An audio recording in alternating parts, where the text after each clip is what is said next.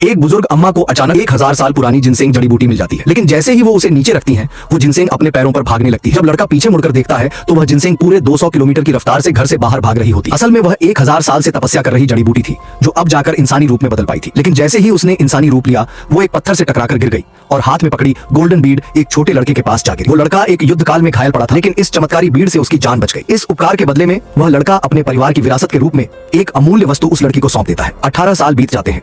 वही लड़का अब एक प्रसिद्ध कारोबारी बन चुका है, लेकिन एक षड्यंत्र के चलते उसकी जान खतरे में है। उसे बचने के लिए फिर से 1000 साल पुरानी जिनसेंग की जरूरत है। वह पहाड़ पर उस जड़ी बूटी को खोजने निकलता है, लेकिन वहीं पेड़ पर छिपी लड़की, जो असल में वही जिनसेंग है, उसे देखकर पहचान लेती है। जैसे ही उसे महसूस होता है कि उस लड़के के पास अब भी उसका गोल्डन बीड है, वह पेड़ से गिर जाती है और फिर से जड़ी बूटी बन जाती है।